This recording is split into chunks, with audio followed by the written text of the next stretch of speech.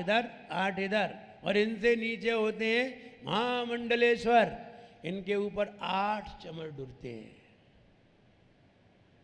और उनसे नीचे होते हैं मंडलेश्वर, इनके ऊपर 4 चमर डुरते हैं, 2 इधर 2 इधर, और इनसे नीचे होते हैं राजा, सामान्य राजा, हर एक नगर के राजा जैसे कि मुख्यमंत्री, इनके ऊपर 2 चमर डुरते हैं, 1 इधर 1 इधर, और इनसे नीचे हैं प्रजा, आप लोग। कितने चमर डुरते हैं? केवल चक्र चलता है बस, वो अपने हाथ से ही ढोर लेते हैं। अब ढोरना ही पड़ेगा, राजा थोड़ी हो, राजा होते तो तुम्हारे ऊपर कोई ढोरता, अथवा तुम्हारी 2-3 पत्नी होती तो एक पत्नी हवा करती है, एक पत्नी खाना लाती।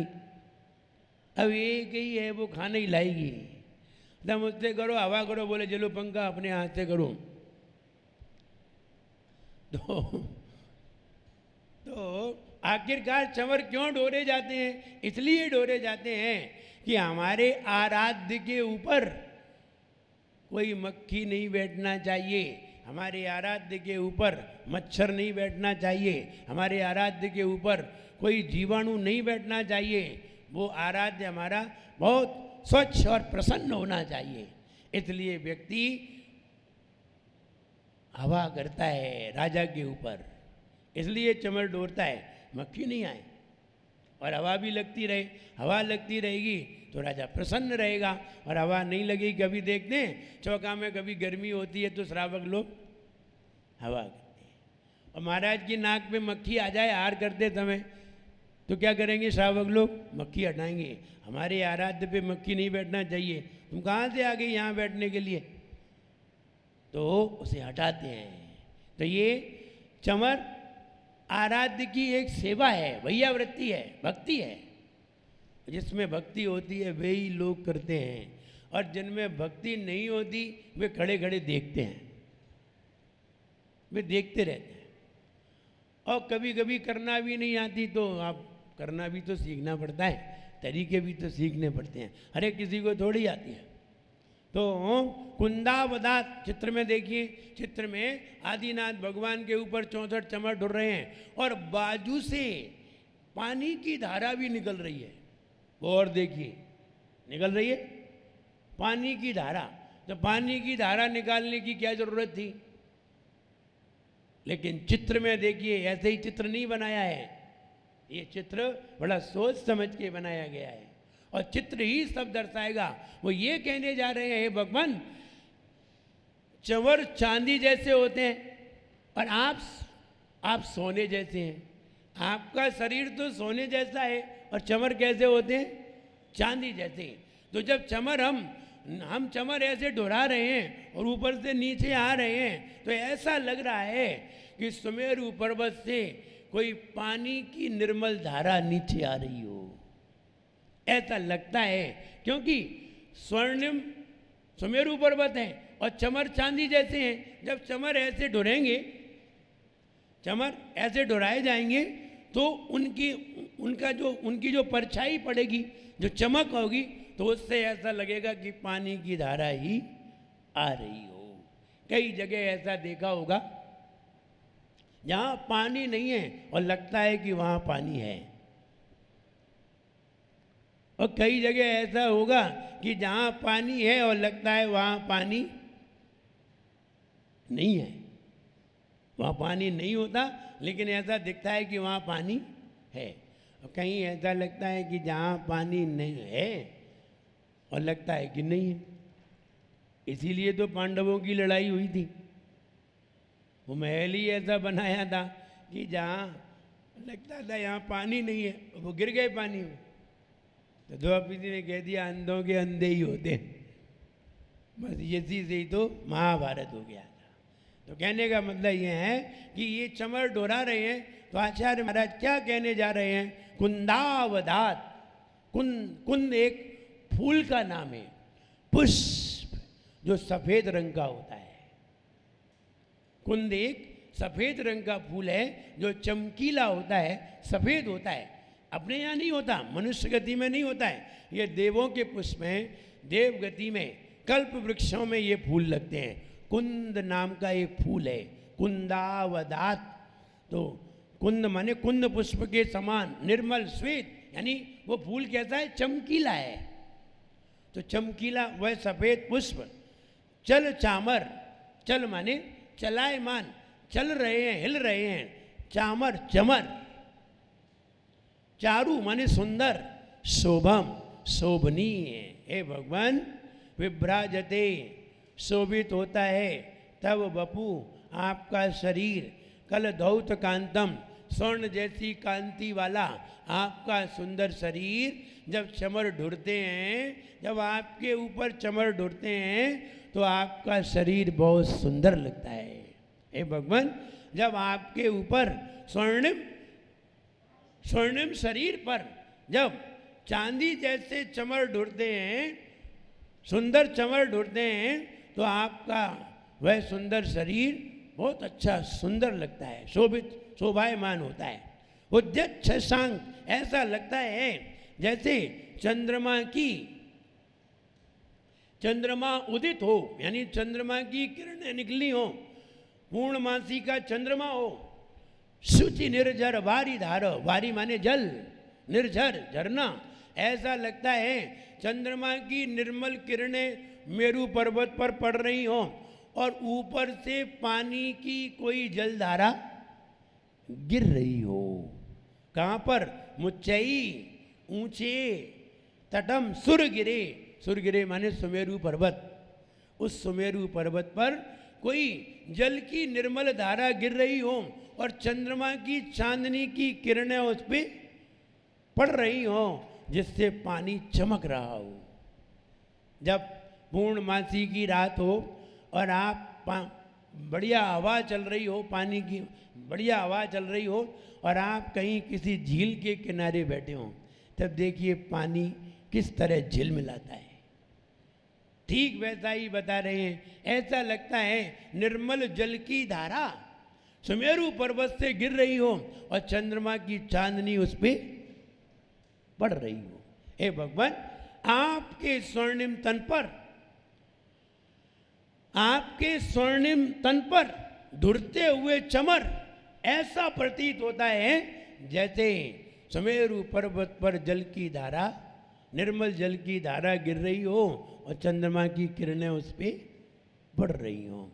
हे भगवान, आपके स्वर्णिम शरीर पर, आपके स्वर्णिम शरीर पर ढुरते हुए चमर ऐसा लग रहा है कि चंद्रमा की चांदनी में सुमेरु पर्वत से निर्मल जल की धारा गिर रही हो। क्लियर? हे भगवान, आपके स्वर्णिम शरीर पर ढुरते हुए चमर ऐसे प्रतीत होते हैं जैसे चंद्रमा की चांदनी में सुमेरु पर्वत पर निर्मल जल की धारा गिर रही हो, आ रही हो। क्लियर?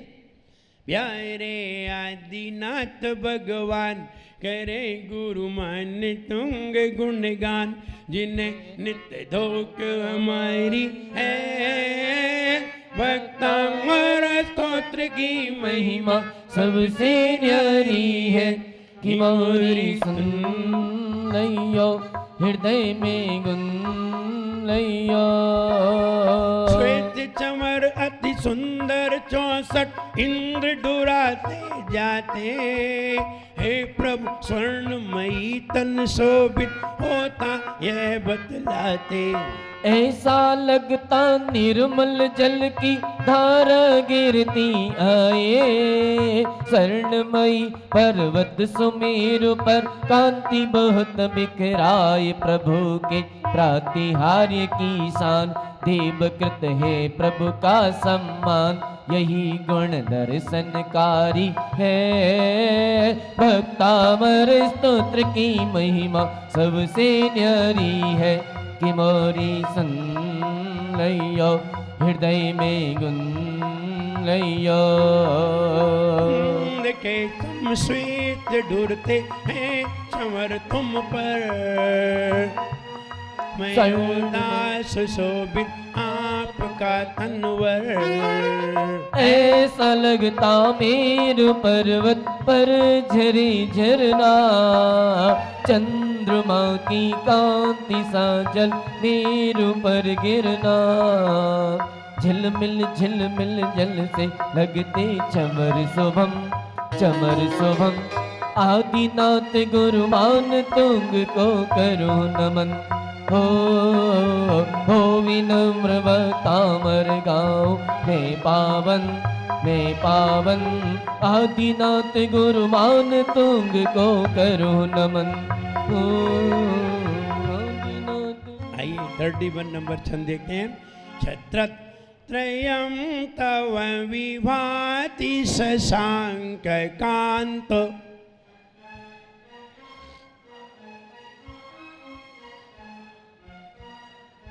मुच्चै स्थितं स्थगित भानुकर प्रतापम्।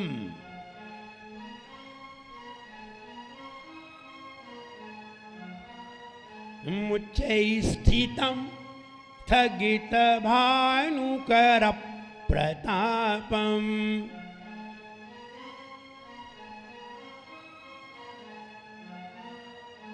मुक्ताफल प्रकर जाल विवृद्ध शोभम।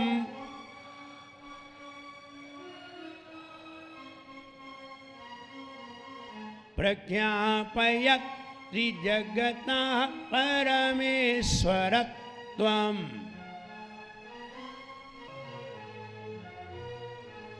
राज्य सम्मानदायक हर व्यक्ति को, वैसे तो हर व्यक्ति को चाहिए, हर परिवार को चाहिए कि मेरे परिवार की ओर से मंदिर में एक भगवान की स्थापना जरूर हो। हर परिवार को चाहिए। परिवार तो बहुत सारे होते हैं, क्या मंदिर में इतनी सारी प्रतिमाओं की जगह होती है? परिवार तो बहुत होते हैं, परिवार तो बहुत होते हैं। क्या सारे परिवारों के मन में आता है कि हम प्रतिमा विराजमान कराएं? बातें तो बहुत करते हो। तो परिवार की काउंटिंग तो तुमने करा दी, लेकिन ये तो बताओ विचार किसके मन में आता है? क्या हर किसी के मन में आता है? नहीं आता।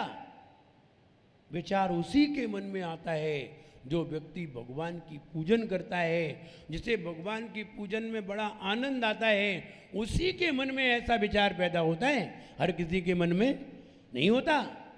विचार करिए, अपने विचार से ही अपना विचार करिए। क्या मेरे मन में कभी ऐसा विचार आया, अरे तुम अभिषेक कर आओ यही बहुत है? तुम तो अभिषेक कर लो यही बहुत है। लेकिन प्रतिमा विराजमान करना ये तो बहुत उत्कृष्ट भावना का प्रतीक है। ये अभिषेक करना तो बहुत छोटी भावना है, लेकिन भगवान की स्थापना करना बहुत बड़ी भावना है। और उसमें भी उत्कृष्ट भावना हो। किसी के मन में आया कि हम एक सोने की प्रतिमा विराजमान कराएं? आया किसी के मन में?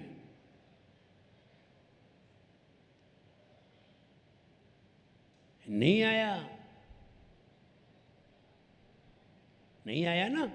नहीं आया। क्यों नहीं आया? बोले है ही नहीं। अरे है, मकान बनाने को तो है करोड़ों का। हाँ, मकान बनाने को तो है, दुनिया को दिखाने को तो है। हाँ, दुनिया को दिखाने को तो है। विचार करो, 1 किलो सोना लाने में क्या जा रहा है? 30 लाख 35 लाख रुपए ही तो लगते। मकान, हाँ, करोड़ों का मकान अपने लिए है, भगवान के लिए नहीं है। इसके लिए हम करोड़ों खर्च करेंगे, आत्मा के लिए खर्च नहीं कर सकते। बस यही सोच है।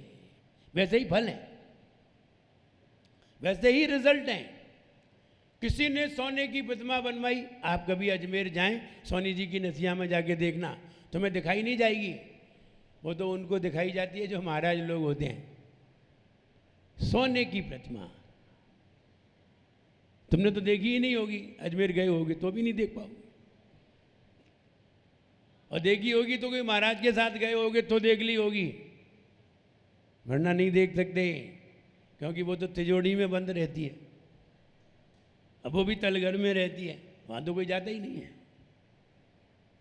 तो कहने का मतलब ये है कि हम इतनी उत्कृष्ट भावना कहाँ है, लेकिन जिनकी उत्कृष्ट भावना रही है उन्होंने बनवाई है। पन्ना की प्रतिमाएं, मूंगा की प्रतिमाएं, मणि है, ये रत्न है, स्फटिक मणि की प्रतिमाएं हैं, सोने की प्रतिमाएं हैं, और चांदी की बनवा ली। चांदी तो सस्ती है, चांदी तो सस्ती है, और उत्कृष्ट धातु।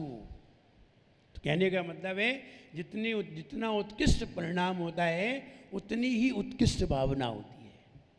तो यहाँ राज्य सम्मानदायक, हम भगवान की प्रतिमा नहीं बनवा पाए, छत्र तो लगा लो, एक छत्र ही लगा लो।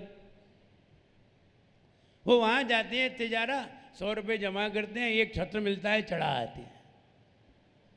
हाँ, बड़ा भारी एहसान कराते हो। तुम्हारा छत्र भगवान पे नहीं चढ़ता है, तुम्हारा छत्र भगवान पे नहीं चढ़ता है, वो तो आम जनता के लिए है। वो छत्र है जिसकी तुम अंगूठी बनवा के पहन नहीं सकते, वो छत्र है जिसकी जंजीर बनवा के तुम पहन नहीं सकते। यानी तुम अपनी कीमत भगवान से ज्यादा समझते हो। तुम नहीं पहनोगे वो चीज, भगवान के लिए है वही। विचार करिए, हमारे अंदर ऐसी कौन सी, एक व्यक्ति मेरे पास आया, व्यक्ति ने कहा महाराज हम एक सोने का छत्र बनवाना चाहते हैं। हमने कहा प्रतिमा तो बहुत बड़ी है, प्रतिमा थी लगभग 5 या 5.5 फीट की, इतनी बड़ी होगी, पार्श्वनाथ की इतनी बड़ी। उदयपुर की बात है, एक गांव की। तो उसने कहा कि मेरा मन है हम भगवान का छत्र सोने का बनवाएं। तो हमने उन्हें सलाह दी, हमने कहा देखो तुम सोने का छत्र बनवाओगे, ये तुम्हारी भावना बहुत अच्छी है, लेकिन सोने का छत्र तुम लगा नहीं सकते, लगाओगे तो चोरी हो जाएगा।